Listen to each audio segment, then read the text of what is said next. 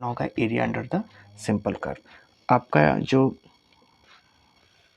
अगर मैं इंटीग्रेशन की बात करूँगा तो अगर इस तरह से कोई कर्व पार्ट बना अगर आपसे इसका एरिया पूछा जाएगा तो इसके लिए आपको क्या करना होगा, इसके लिए आपको इनका जो टर्म्स का जो वैल्यू है अपर और लोअर लिमिट, सपोज़ ये आपका x इक्वल टू ए है और x इक्वल टू यहाँ पर b है, तो आप इस कर्व का एरिया निकालने के लिए क्या करोगे, यहाँ पर एक छोटा सा लाइन स्ट्रिप बनाओगे, ठीक है, और ये क्या हो जाएगा dx और ये क्या है आपका y।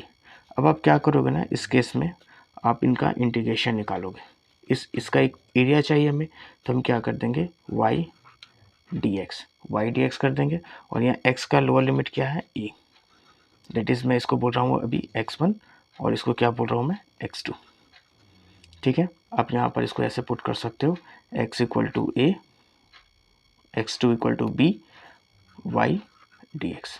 इस केस में अगर आप इनका इंटीग्रेशन लगा लोगे, उनके बाद जो लिमिट्स है एक्स ए से बी तक का, तो ये पूरा साइड जो हमारा ये पूरा एरिया हमें मिल जाएगा।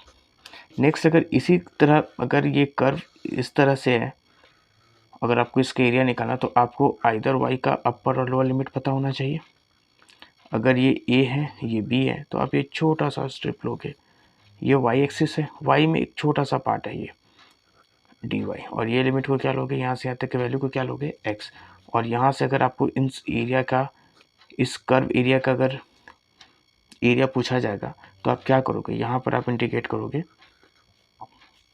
जी y1 से y2 x dy।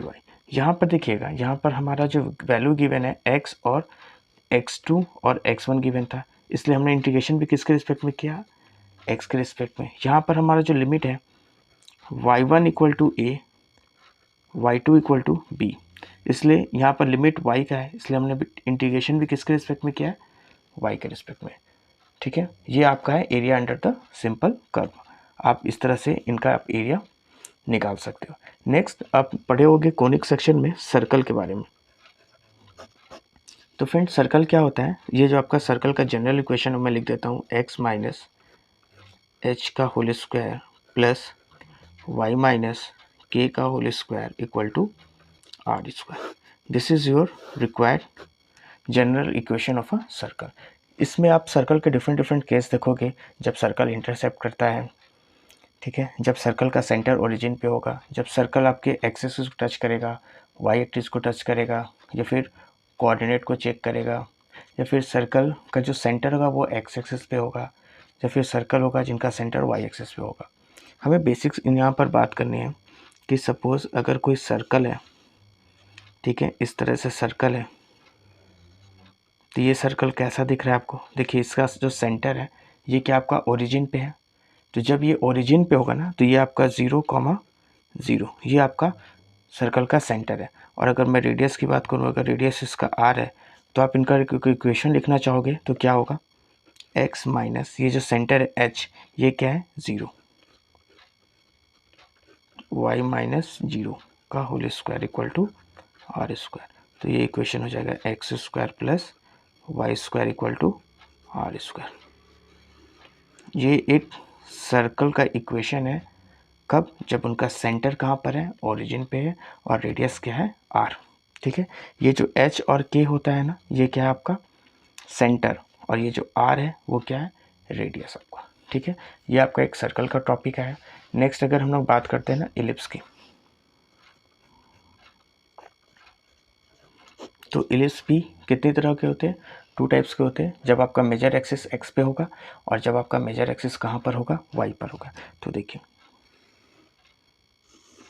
ये एक प्लेन है, इस प्लेन पे हमने एक इलिप्स बना दिया ऐसा, और एक इलिप्स बन गया ऐसा,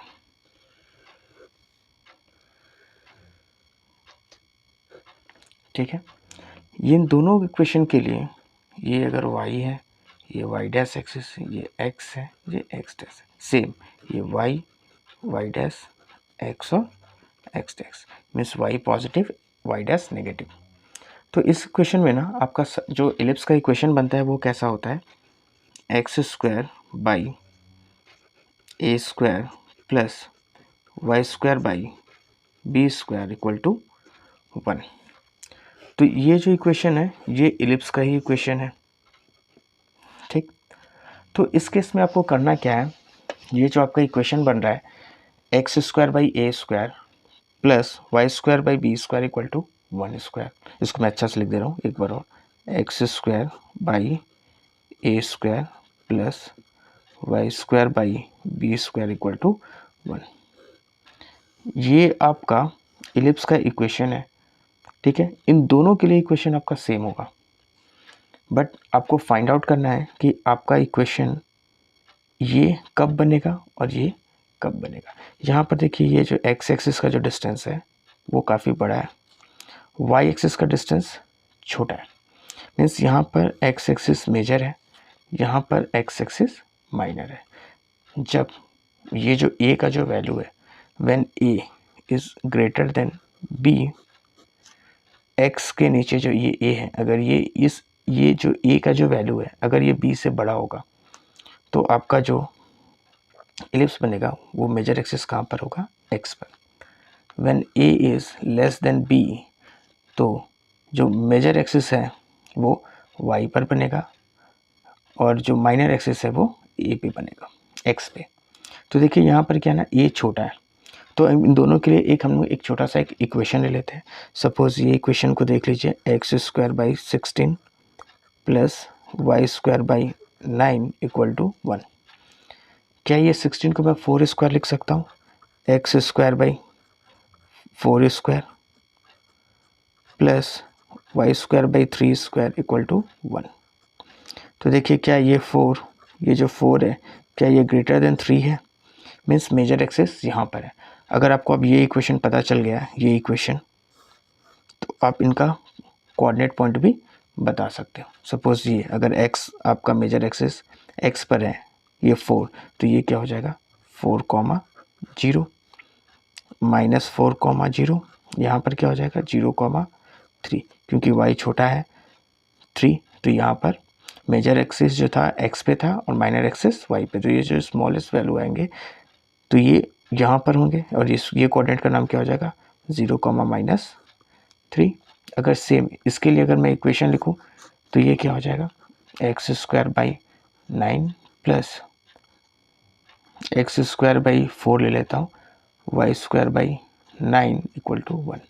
तो यहाँ पर देखिए एक्स ए के स्क्वायर, ये ए स्क्वायर क्या है 4, तो क्या इसको ऐसा लिख सकता हूँ एक्स स्क्वायर बाई 2 का square plus y square by 3 का स्क्वायर इक्वल टू 1। तो यहाँ पर 2 इज़ लेस देन 3, मीन्स यहाँ पर जो मेजर एक्सिस बन रहा है वो कहाँ पर बन रहा है, वाई एक्सिस पे बन रहा है। तो आप इसका अगर पॉइंट लिखना चाहोगे तो ये क्या हो जाएगा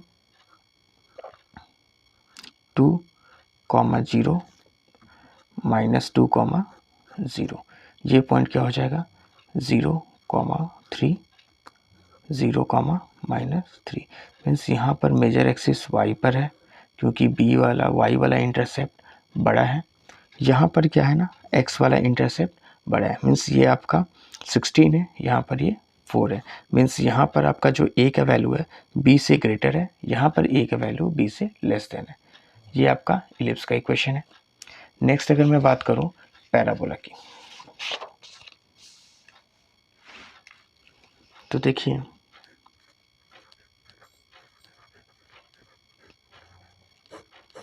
तो पैराबोला के भी दो इक्वेशन होते हैं। First y square equal to 4ax और दूसरा x square equal to 4ay, ठीक है। यहाँ पर ये पॉजिटिव और नेगेटिव, यहाँ पर भी ये पॉजिटिव और नेगेटिव। वाई स्क्वायर के केस में आप क्या करोगे ना,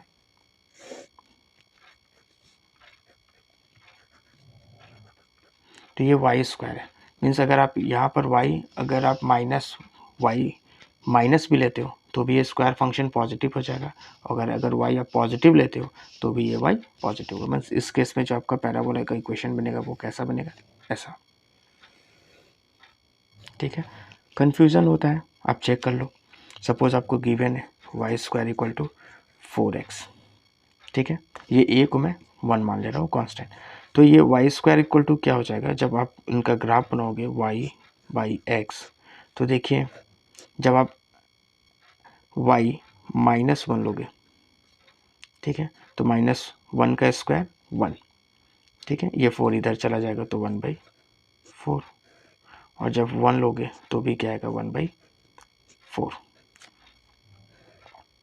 जब आप y -2 लोगे तो -2 का स्क्वायर क्या हो जाएगा 4, तो x के आ जाएंगे 1, और अगर आप +2 लोगे तो भी ये क्या आएगा 1। तो इसका मतलब ये हो गया कि y आपका नेगेटिव पॉजिटिव नेगेटिव पॉजिटिव है, बट x ऑलवेज पॉजिटिव। मतलब यहाँ पर ये ग्राफ x पॉजिटिव वाला है और ये x है, ये 4a क्या होता है लेटेस्ट रेक्टम, ये x है आपका। तो ये जो पैराबोला है सिमेट्रिक है अबाउट x एक्सिस, मतलब कि ये x एक्सिस के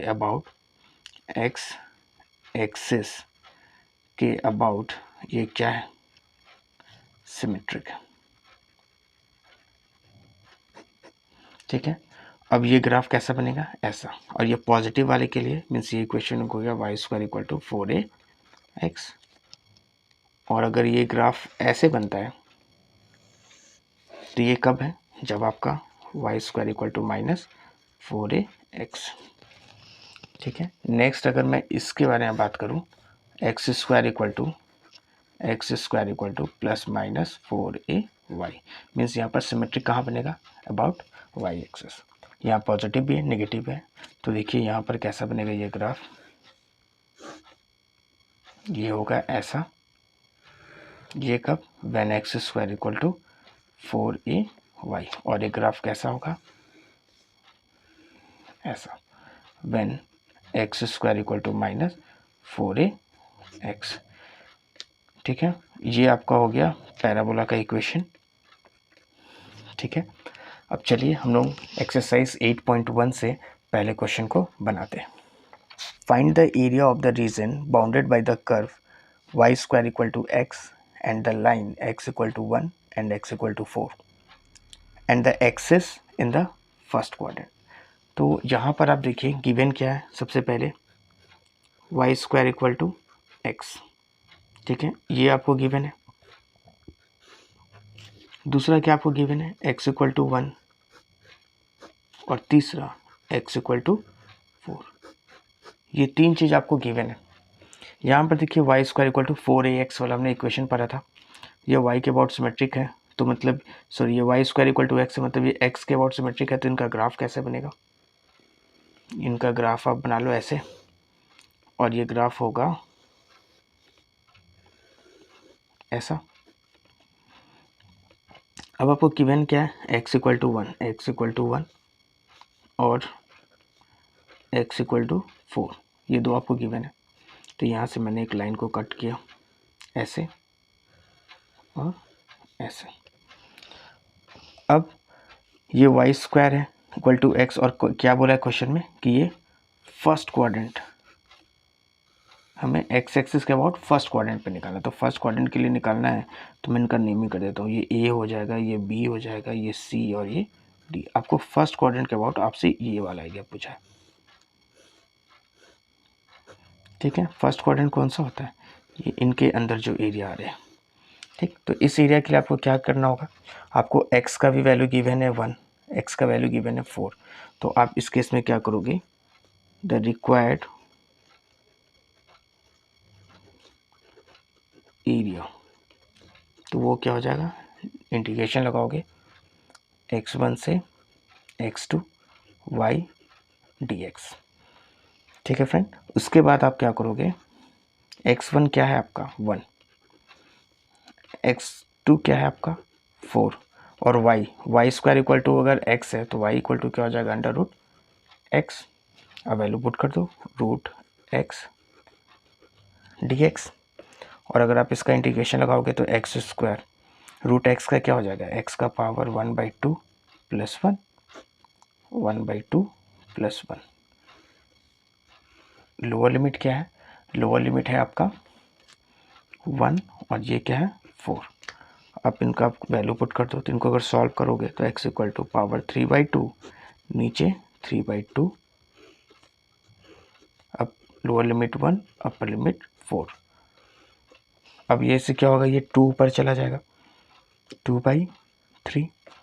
अब ये x की जगह एक बार अपर लिमिट डालो, तो 4 का पावर 3/2 माइनस 1 का पावर 3/2। तो ये क्या हो जाएगा, 2/3।